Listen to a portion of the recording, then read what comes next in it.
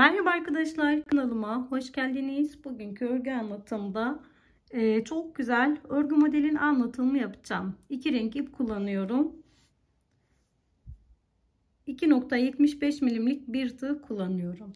Model 2 ilmeğin katlarından oluşuyor. 2, 4, 6, 8, 10. En sonunda bir tane zincir eklersiniz.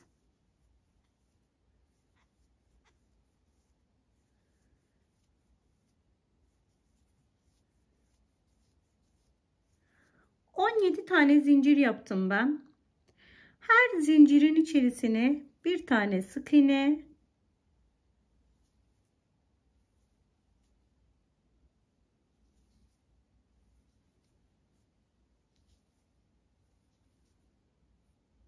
toplamda 16 tane sık iğne yaptım. 3 zincir modelimi çevirdim. Başına sardım, hemen zincirimin dibine batıyorum. 1. Başına sardım, sıradaki yuvaya batıyorum. 2. Başına sardım, sıradaki yuvaya batıyorum. 3. Hepsini birlikte kapattım. Bir zincir yaptım. Başına sardım. Son işlem yaptığım yuvaya batıyorum. 1. Sıradakine 2. Sıradakine 3. Hepsini birlikte kapatıp bir zincir yaptım. Başına sardım. Son işlem yaptığım yuvaya 1. Sıradaki yuva 2. Sıradaki yuva 3. Hepsini birlikte kapattım. Üzerine bir zincir. Sıra sonuna kadar aynı tekrarları yapalım.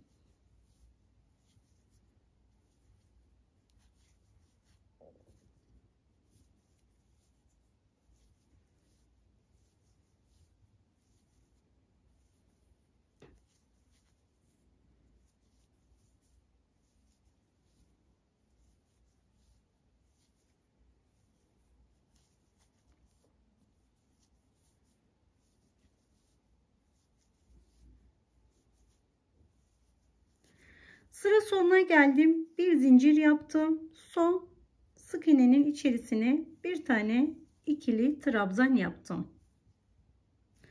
Modelimi çevirdim. Hemen sıradaki yuvaya, ara boşluğa bir sık iğne. Kapattığım yuvaya bir sık iğne.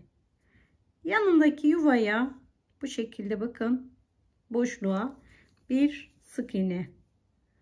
Tepe boşluğa sık iğne, ara boşluğa sık iğne, tepe boşluğa sık iğne, ara boşluğa sık iğne.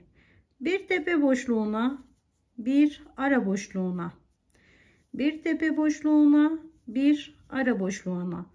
Bu sırada kaç tane ilmek yapmışsanız sayarsınız, ona göre eksik ya da fazla olursa modelinizi düzeltebilirsiniz. Ben onu 6 tane yaptım. Buradan bir tane çıkartacağım şimdi. Bakın son zincirimiz var burada. Zincirden bir tane yaptım. Burası buradaki baştaki trabzanda.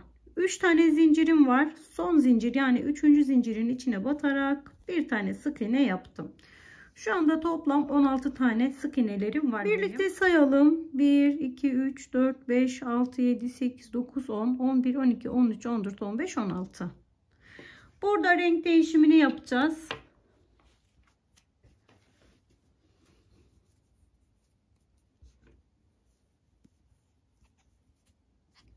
İçinden geçtim. Bir zincir yaptım. Modeli çevirdim. 2, 3 zincir yaptım toplam. Başına sardım. Yine aynı şekilde hemen zincirin dibindeki ilk yuvaya 1, sıradaki 2, sıradaki 3. Hepsini birlikte kapatıp bir zincir yaptım. Model kendini belli ettiriyor zaten. Şu şekilde 1, 2, 3 taneyi kullanıyoruz. Son işlem, sıradaki işlem ve hemen yanındaki işlemden alıyoruz modelimizi. Son battığım yuvaya batıyorum. Sıradaki yuva ve sıradaki yuva, üçünü birlikte kapatıyorum. Bir zincir yapıyorum. Son battığım yuvaya bir, sıradaki yuvaya bir, sıradaki yuvaya bir, üçünü birlikte kapatıyorum. Bu 3 taneyi birlikte kapattığımız hep aynı hizaya gelmesi gerekiyor arkadaşlar. Aksi takdirde modeliniz yerleri kaydırabilir.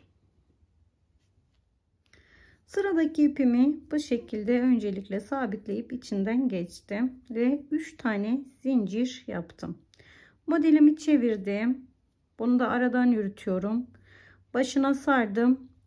Arkadaşlar bu trabzan, kenar trabzanı olarak hesaplıyoruz. O yüzden bundan sonra modelimizin dibinden değil de hemen ikinci sıradan alıyoruz.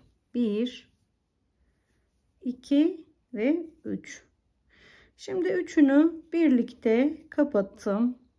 Tıpkı önceki modelin tam hizasına gelecek. Arasına bir zincir, başına sardım.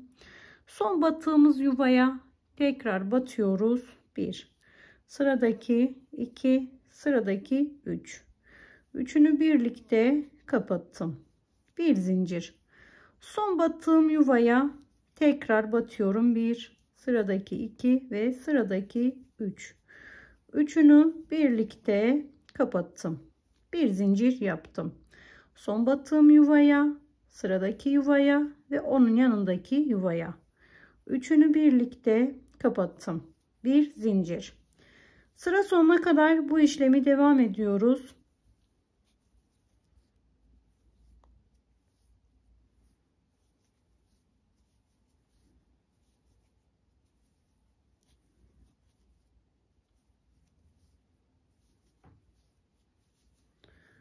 Sıra sonuna kadar bu işlemi devam ettim.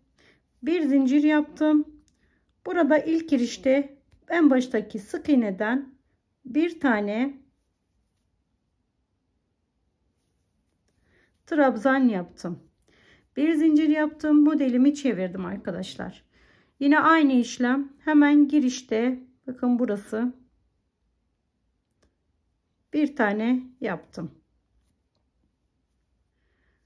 Kapattım noktaya batıyorum. 3 taneyi birlikte kapatmıştım. Tepesine sık iğne, ara boşluğa sık iğne, tepeye bir sık iğne, ara boşluğa bir sık iğne. Sıra sonuna kadar gidelim bu şekilde.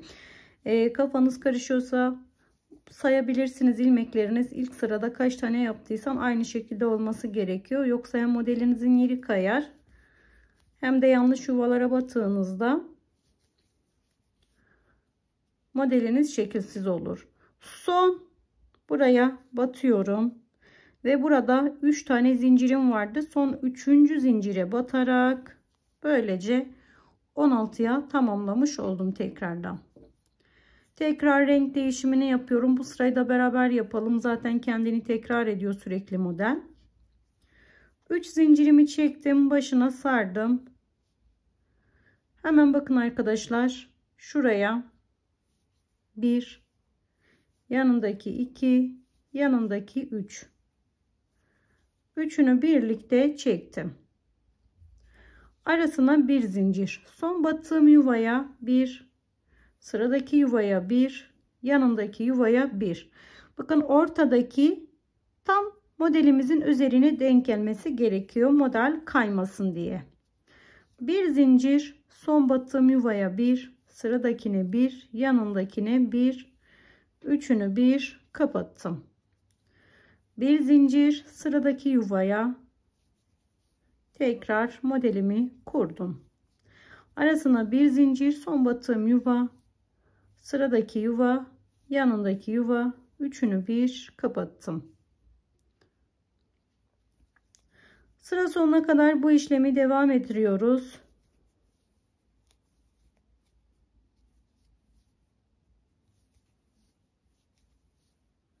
Sıra sonunda geldim. Bu şekilde bitirdim. Bir zincirimi yaptım. İlk sık iğnenin üzerine batıyorum ve bir tane trabzan yaptım. Tekrar bir zincirle modeli çeviriyorum. Aynı şekilde girişte 1, tepeye 1, ara boşluğa 1. Modelimiz bu şekilde hanımlar. İstediğimiz boyuta gelene kadar örmeye devam edelim.